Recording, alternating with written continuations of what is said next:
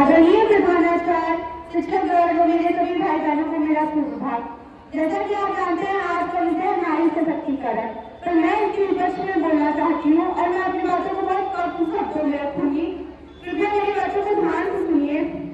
हम कहते हैं कि आज नारियां बहुत मजबूत हो गई हैं, बहुत आगे बढ़ रही हैं, डॉक्टर इंजीनियर बन रही हैं। पर आप बताइए, क्या नारी वहाँ सेफ फील कर रही है? क्या नारी अपने आप को सेफ फील करती है जब वो कई पुरुषों के बीच में काम करती है?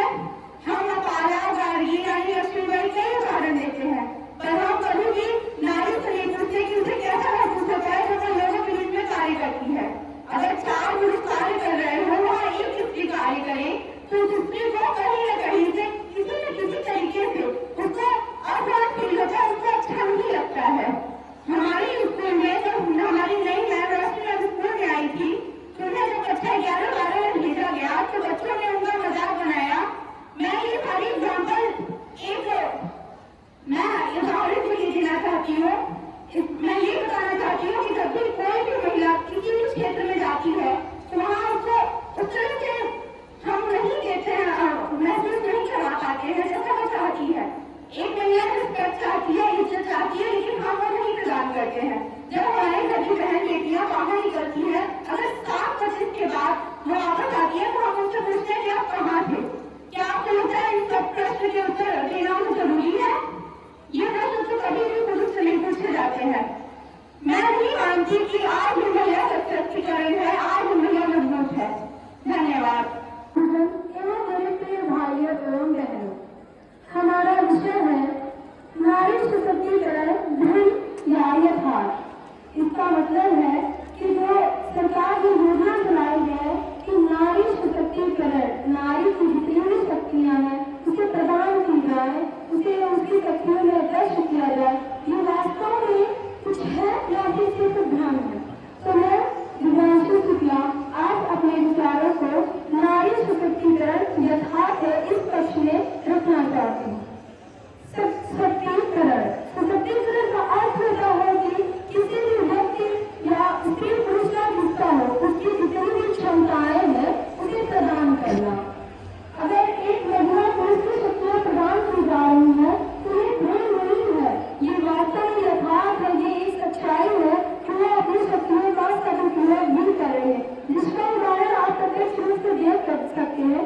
जैसे आप देखिए औद्योगिकों में, शिक्षा में, घर के काम काजों में, राजनीति में, आप जिस भी क्षेत्र में देखना चाहें महिलाएं आगे बढ़ रही हैं। पहले महिलाएं आगे न थी, जब उन्हें उनकी शक्तियों का ज्ञान न था तब महिलाएं अंतरिक्ष में नहीं जाती थी, तब महिलाएं डॉक्टर नहीं थी, तब महिलाएं घर का कार्य अच्छे से नहीं कर पाती थी और वही समय था जब महिलाएं देश की राजनीति व्यवस्था में भाग नहीं लेती थी। आप ये जब नारी सशक्तिकरण का भार हमारे देश राष्ट्र में जब तक नहीं आया था, आपने उसके पहले कभी नहीं सुना होगा कि एक महिला प्रधानमंत्री है, एक महिला मुख्यमंत्री है, एक महिला राष्ट्रपति है, एक महिला चिकित्सिका है, तो एक महिला है ना कि हमारे देश में कई महिलाएं अपनी प्रतिभा के साथ उभर रही हैं। जैसे आप देखें कि विश्व की सबसे अपने भारत की सबसे बड़ी नौकरी है IAS, और आज आप देखेंगे कि प्रथम स्थान पर आने वाली महिलाएं ही हैं। ये प्रत्यक्ष उदाहरण है कि जैसे नारी को उसकी शक्तियां प्राप्त हुई है, वो अपनी शक्तियों का प्रयोग कर रही है, उसे यथार्थ बनाने का प्रयास कर रही है। आप देखेंगे AFS में आप 6 स्थान पर देखें, लगभग 95% देखती हूँ कि महिलाएं ही IAS की परीक्षा में प्रथम आती हूँ। आप देखिए शक्ति दुबे, सृष्टि जैन, देखमुख, दिव्या कन्नर, ये सभी महिलाएं ही हैं। जब इन्हें पता चला कि हाँ ये लोग उस तक जा सकती है, इन्हें अपनी शक्तियों का ज्ञान हुआ तो ये कर रही है। आप महिलाओं को देखिए, डॉक्टर कर रही है। पहले महिलाओं को इतना ज्ञान नहीं था, वो शिशुओं का पालन उस तरह से नहीं कर पा रही थी, परंतु जब से उन्हें योजनाओं का पता चला, उन्हें पता चला कि वे अपने बच्चे के पालन पोषण के लिए कुछ भी कर सकती है, वह घर से भी बाहर निकल सकती है, किसी से लड़ भी सकती है। आज देखिए बच्चों का विकास किस स्तर पर हो रहा है।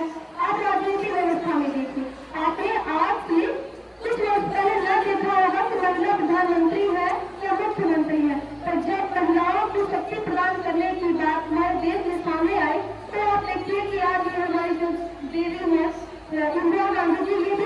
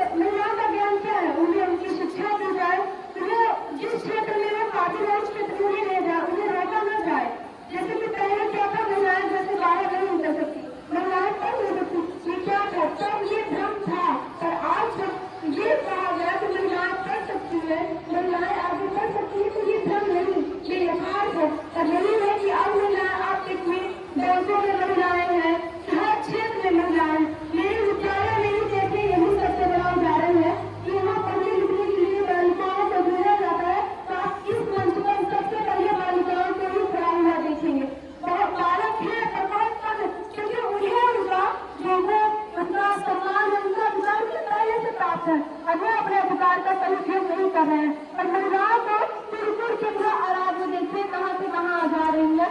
तो ये कहने वाला कि महिला सशक्तिकरण यथार्थ नहीं भ्रम है, शायद वो अपना जीवन ही भ्रम में गुजार रहा है। धन्यवाद। वर्तमान जीवन प्रणाली के पक्ष में बताना चाहते हैं। जब से वर्तमान में जो उत्पन्न हो रही है, जिससे महिलाओं को या कोई बच्चे को डॉक्टर इंजीनियर बनाने के चक्कर में आगे ही बढ़ा दे रहे हैं, अच्छे से पढ़ा नहीं पाए हैं और अच्छे से डॉक्टर इंजीनियर बनाने के चक्कर में कुछ बन भी नहीं पा रहे हैं।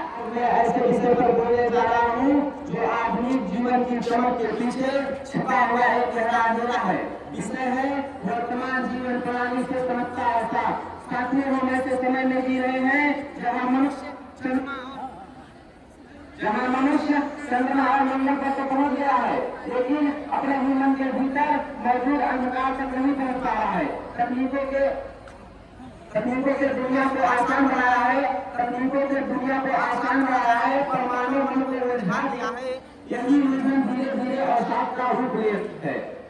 दोस्तों, आज जीवन जीने की नहीं बल्कि बढ़ने की प्रक्रिया बन चुका है। हमारे यहाँ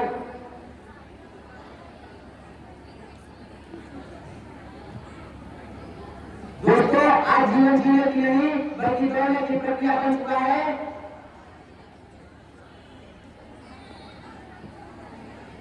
शिक्षकगण एवं मेरे प्रिय भाइयों बहनों, आज मैं नारी सशक्तिकरण के विपक्ष में बोलना चाहती हूँ। नारी सशक्तिकरण खोखले गांवों एवं मानविक सच्चाइयों के तहत ही नारी